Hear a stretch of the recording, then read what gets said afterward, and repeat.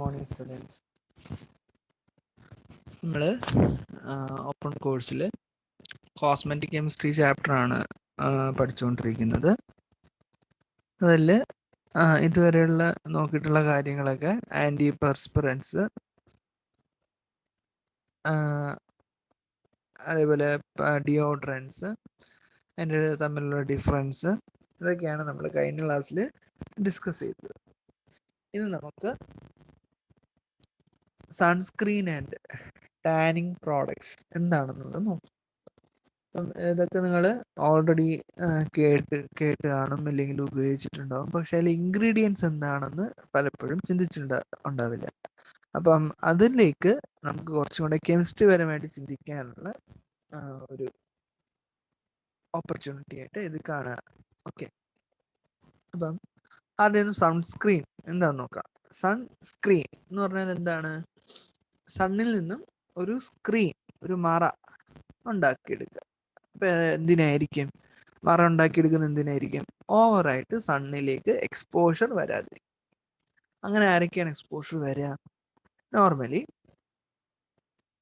വെയിലത്ത് അധിക നേരം നിന്ന് ജോലി എടുക്കുന്നവര്, ഇല്ലെങ്കിൽ സണ്ണിൻ്റെ എക്സ്പോഷറിലേക്ക്, സൺ റേഡിയേഷനിലേക്ക് എക്സ്പോഷർ വരുമ്പോൾ സ്കിന്ന് ഭയങ്കര സെൻസിറ്റീവ് ആയിട്ടുള്ളവർ, അല്ലെങ്കിൽ അലർജിക് ആയിട്ടുള്ളവർ, അങ്ങനെയുള്ളവർക്കൊക്കെയാണ് സണ്ണിൻ്റെ റേഡിയേഷനിൽ നിന്ന് കുറച്ചധികം പ്രൊട്ടക്ഷൻ ആവശ്യം വരുന്നത്. എന്തിനാണ് നമ്മൾ പ്രൊട്ടക്ഷൻ വേണ്ടി വരുന്നത്? ചിലപ്പോഴൊക്കെ പണ്ട് കാലത്ത് ഇതൊന്നും ഇല്ലായിരുന്നല്ലോ. കാരണം ഇപ്പം നിങ്ങൾക്കറിയാം, അറ്റ്മോസ്ഫിയറിക് പൊല്യൂഷൻ കാരണം ഓസോൺ ലെയറിൽ ഡിപ്ലീഷൻ സംഭവിച്ചിട്ടുണ്ട്. അതായത് ഓസോൺ ഒരു കുട പോലെ ഇങ്ങനെ ഭൂമിക്ക് ചുറ്റിലും നിന്ന് സണ്ണിൽ നിന്ന് വരുന്ന കോസ്മിക് റേസിലുള്ള ഹൈലി എനർജറ്റിക് ആയിട്ടുള്ള UV പോലുള്ള റേഡിയേഷൻസ്, അൾട്രാ വയലറ്റ് പോലുള്ള റേഡിയേഷൻസ് നമ്മുടെ ശരീരത്തിൽ ഡയറക്റ്റ് വന്ന് പതിച്ചാൽ അതിൽ DNA മ്യൂട്ടേഷൻ സംഭവിച്ച് ക്യാൻസർ വരെ, സ്കിൻ ക്യാൻസർ വരെ വരാനുള്ള പോസിബിലിറ്റി ഉണ്ട്. അപ്പം അത് തടയാൻ വേണ്ടിയിട്ടാണ് ഒരു ഓസോൺ ലെയർ പോലെ ഒരു ആവരണം ഭൂമിക്ക് ചുറ്റിലും ഉള്ളത്. ആ ആവരണം എന്ത് ചെയ്യും? ഈ കോസ്മിക് റേസിലുള്ള ഹാംഫുൾ ആയിട്ടുള്ള റേഡിയേഷനെ അബ്സോർബ് ചെയ്യും. അത് സ്വയം വലിച്ചെടുക്കും. ബാക്കി നമുക്ക് ആവശ്യമുള്ള റേഡിയേഷൻ, എനർജി ഉൽപ്പാദിപ്പിക്കാൻ, വിറ്റാമിൻ D ഉണ്ടാക്കാൻ, അങ്ങനെയുള്ള ആവശ്യമുള്ള റേഡിയേഷൻസ്, എനർജി കുറവുള്ള റേഡിയേഷൻസ് മാത്രം കടത്തിവിടും. ഇതാണ് നടന്നുകൊണ്ടിരുന്നത്. പക്ഷേ ഇപ്പോഴത്തെ പൊല്യൂഷൻ കാരണം ഈ മറ തിക്നെസ് കുറഞ്ഞിരിക്കുകയാണ്. ഇതിൻ്റെ ഓസോൺ ലെയറിൻ്റെ ഈ മറയായിട്ട്, കുടയായിട്ട് നിന്ന സാധനം. അപ്പം അതിന് തിക്നെസ് കുറയുകയും അല്ലെങ്കിൽ ചിലയിടത്ത് ഇല്ലാണ്ടായി പോയിട്ടുമുണ്ട്. അപ്പം അവിടെയൊക്കെ എന്ത് ചെയ്യണം? നമ്മൾ സൺസ്ക്രീൻ പ്രൊട്ടക്ഷൻ ഉപയോഗിക്കണം. അങ്ങനെയുള്ള ലോഷൻസ്, ക്രീംസ്, അതൊക്കെയാണ് സൺസ്ക്രീൻസിൽ വരുന്നത്. അപ്പോൾ നമുക്ക് ആദ്യം സണ്ണിൻ്റെ റേഡിയേഷനെ കുറിച്ച് നോക്കാം. UV റേഡിയേഷൻ എർത്തിൽ റീച്ച് ചെയ്യുന്ന, എർത്തിൽ വരുന്ന UV റേഡിയേഷനെ നമ്മൾ രണ്ടായിട്ട്, based on its energy, 290 to 320 nanometre ഉള്ള എനർജിയുള്ള റേഡിയേഷനെ UVB എന്നാണ് പറയുക. UVR എന്ന് പറഞ്ഞാൽ UV റേഡിയേഷൻ, അതിനെ UVB എന്നും UVA എന്നും. UVA എന്ന് പറയുന്നത് 320 to 400 നാനോമീറ്റർ ആണ്. ഓക്കെ, ഇത് വേവ് ലെങ്ത് ആണ്. നിങ്ങൾക്കറിയാം, wavelength is inversely proportional to energy. അപ്പം വേവ് ലെങ്ത് കൂടിയതിന് എനർജി കുറവായിരിക്കും. അപ്പം ഹയർ വേവ് ലെങ്ത് ഉള്ള 320 മുതൽ 400 വരെ നാനോമീറ്റർ വേവ് ലെങ്ത് ഉള്ള UVA റേഡിയേഷൻസ് ഹാംഫുൾ എഫക്റ്റ് കുറവാണ്. അപ്പം വേവ് ലെങ്ത് കുറഞ്ഞിട്ടുള്ള എനർജി കൂടിയ റേഡിയേഷൻസ് ആണ് UVB. ആ ടൈപ്പ് റേഡിയേഷൻസിനാണ് അക്യൂട്ടായിട്ടുള്ള സൺബേൺ, അല്ലെങ്കിൽ കറുക്കുക, സ്കിൻ കറുക്കുന്ന, ടാനിങ്, ഇതൊക്കെ ഉണ്ടാക്കാനുള്ള കേപ്പബിലിറ്റി ഉള്ളത്. അതുകൊണ്ട് തന്നെ നമ്മൾ ഡിസൈൻ ചെയ്യുന്ന ഒരു sunscreen lotion is mainly designed to protect our body from UVB radiation. അതായത് 290 to 320 നാനോമീറ്റർ വരെയുള്ള UV റേഡിയേഷനിൽ നിന്നും പ്രൊട്ടക്ഷൻ തരുന്ന ലോഷൻസ് ആണ് മെയിനായിട്ട് മാർക്കറ്റിൽ നിന്ന് അവൈലബിൾ ആയിട്ടുള്ളത്.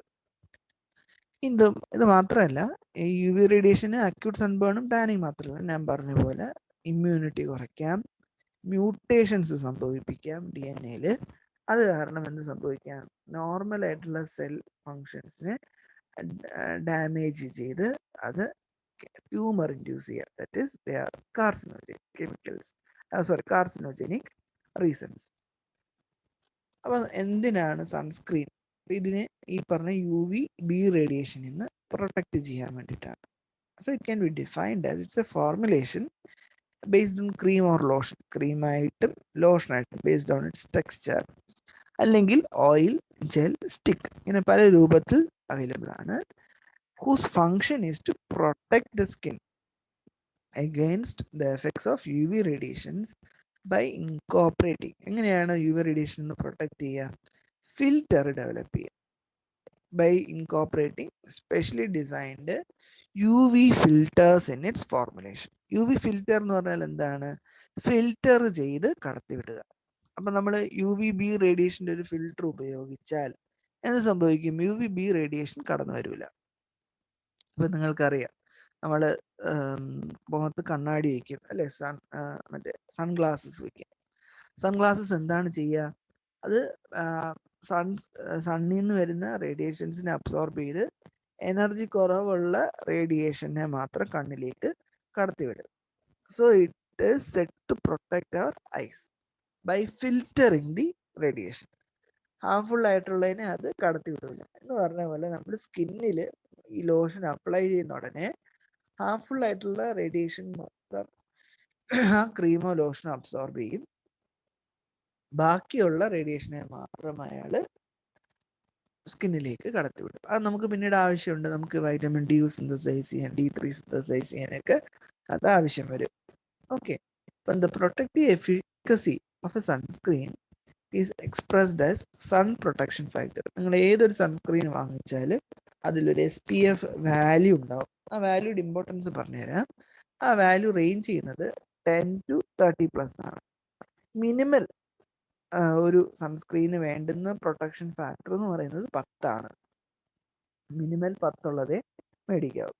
ഇനി കുറച്ചുകൂടെ മോഡറേറ്റ് ആയിട്ടുള്ള SPF റേറ്റിംഗ് ഉള്ളത് 10 to 30 ആണ്. ഇനി ഭയങ്കര മെഡിക്കൽ പർപ്പസിനൊക്കെ ഉപയോഗിക്കുന്ന ഹൈ 30+ സൺ പ്രൊട്ടക്ഷൻ ഫാക്ടർ ഉള്ള ഓയിൻമെൻറ്റ്സ് ആണ്.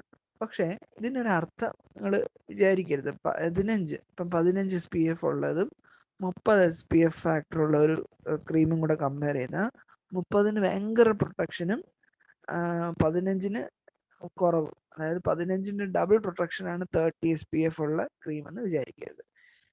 Because SPF ratings do not actually increase proportionally. ഇത് കൂടുന്നതിനനുസരിച്ച് സൺ പ്രൊട്ടക്ഷൻ ഫാക്ടർ കൂടുന്ന അർത്ഥമില്ല.